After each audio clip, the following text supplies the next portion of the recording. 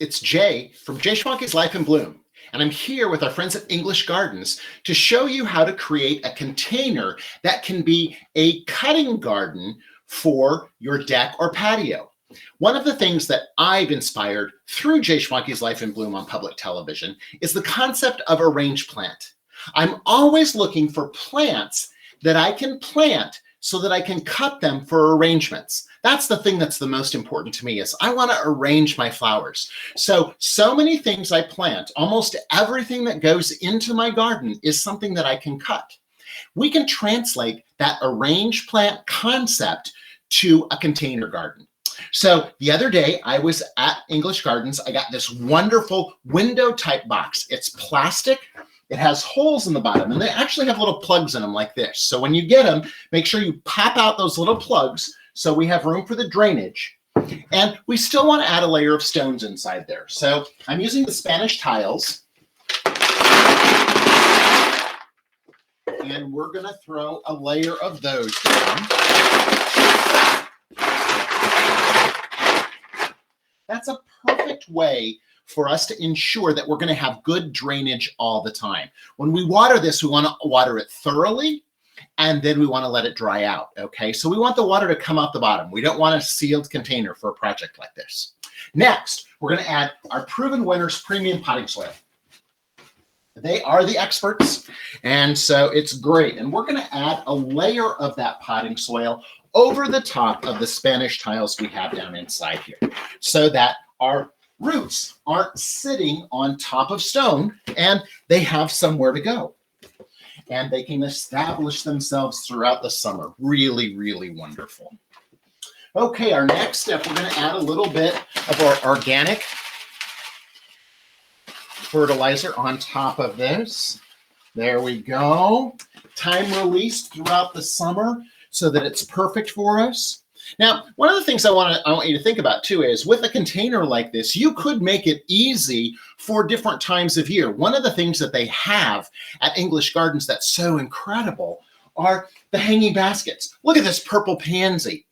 I could simply drop 1, 2, 3 of those down inside here, and I'd have an amazing garden, and it would be quick and easy. As the pansies fade, as it gets warmer this summer, then I could pull those out. I could drop in a begonia. I could drop in different types of things. So knowing that you can do that with the hanging baskets makes it really easy. We're going to be working with this beautiful selection that I collected because you know what? Let's just talk about that. When I'm in English Gardens, it's really hard. I gotta keep picking up my chin because I'm walking around and looking at all the gorgeous flowers and the gorgeous, beautiful plants that they have. It was just such a delight for me to be able to go there and create these projects for you. So we've got that. These guys too, right now, one of the things I'm infatuated with is pressing flowers. And I'm pressing flowers like you would in a telephone book. Oh wait, do we know what a telephone book is? Right. Okay, so pressing flowers between papers so that we can use organic pansies like this on our cookies, or we can make bookmarks, things like that. We'll be doing those projects in season 4 of J Schwanke's Life in Bloom that'll be coming to you next year. But just a fun idea to use these. These are also edible. I love putting organic pansies on my salads too. It's just a great garnish on the plate, and it's edible as well. So pretty fun. All right, so now we have a selection of plants that I've chosen. And I want to talk about the different things. One of them is a perennial, okay? I've got this hellebore. I love hellebores. First things out of the ground when it comes to spring. And they're the first plant I have in my garden. So I'm going to set him in here. He's going to do well. But what's going to happen is at the end of the season, I'm going to reach in here, I'm going to pull him out, and I'm going to plant him in a permanent spot in the garden.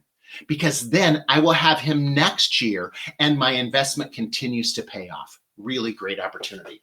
Another perennial that I love too is, they call it the butterfly blue pincushion flower. It is a pollinator, but it's scabiosa, one of my favorites. I love scabiosa because it's a twofold flower. One of the things that it does for me is I have these beautiful blue scabiosa flowers right now, and I've got him tangled up in my little hellebore right there. Always got to make sure you take care of the little flowers. There we go. Okay. But Scabiosa will also have an interesting pod at the end of the season. Some people call it the stigmata pod because it has a little cross shape in it and it looks like the stigmata. But the little pod that they form after they bloom is super fun too. And it can be used as a cut flower as well. One of the things I think we forget about as a cut flower are geraniums. And so I love having a Martha Washington geranium in here too, because look at what that's going to do. And actually, you know what? I'm going to move it to the center because here's where I'm trying to decide. I'm trying to decide which one of these I want in certain spots so it's going to look really good. Now, I fell in love with this. I had not seen this plant before when I was in English Gardens, and I fell in love with it when I saw it. It's called the Sugar and Spice Foam Flower. It's amazing. It's a beautiful flower. Look at that. And what's even more interesting is the fabulous foliage on it. The foliage has a nice little maroon colored heart on the maple-like leaves. It's just really beautiful. And so we're going to use that on the end. Now, what's interesting about this is I've got these flowers and I've got them lined up down the middle of my pot. Okay, so this is where they're all going to go. They're going to go down the middle of the pot. Then I grabbed smaller varieties. I grabbed snapdragons, marigolds, ageratum, Dusty Miller, one of my favorite cut flowers, and coleus, okay? I love coleus as a cut flower, and it lasts a super long time. So what we're going to do is we're going to plant little sectors of this on both sides. And what I'm going to do with these is I'm actually going to color block my flowers. So I'm going to keep all my marigolds together. I'm going to keep all of my ageratum together, all of my snapdragons together, so that it makes a bigger impact. The other thing that it's going to provide for me is waves of flowers that are going to go throughout the season. Now, these pots, these four bigger flowers that are in here, have a much bigger root system, right? And so their root system is down inside here. And I've got to build up my soil level on each side, okay? So I'm going to do that right back here. I've done that on this side, okay? So now this is done on this side, and I'm going to go in on the other side, okay? And we're going to add, again, this is the Proven Winners Premium Potting Soil Mix. Best thing we can do. And plus we've got our food down inside there too. It's an organic food. So in case you want to use some of these as a garnish, one of the things, marigolds are edible and they have a wonderful flavor. I do marigold infused vodka. I do different types of things with my marigolds. So I think it's really important that we, you know, are thinking about these guys being organic so we can use them. People worry a little bit about hellebores, about touching them. The thing about the hellebores that is a little bit toxic or worrisome is the dark black root. But when you're cutting them as a flower, I tend to wear gloves when I'm doing that, but I slip them into my vases and they last such a long time. So I really like the way that this looks together. So what we're going to do now is we're going to add, I'm going to add some of my coleus. And so what I'm going to do is I'm going to add my coleus on the edge right here.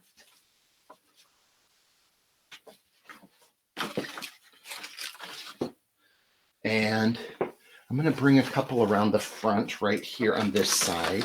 You know, one of the things that I truly love about gardening is the fact that I'm getting the dirt underneath my fingernails. One of the things we talk about on J Schwanke's Life in Bloom is the health and wellness benefits of flowers.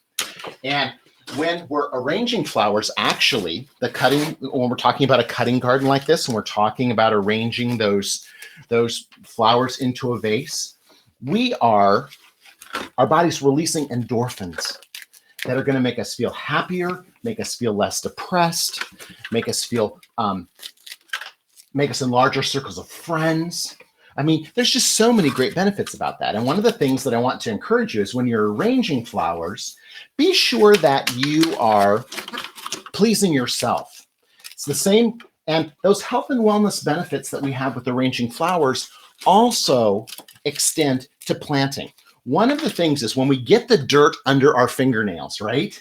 That dirt that we have underneath our fingernails, is going to allow us, it actually has properties. There are microbes in that soil that is going to cause us to feel less depressed. It's actually a natural antidepressant, and it's perfect.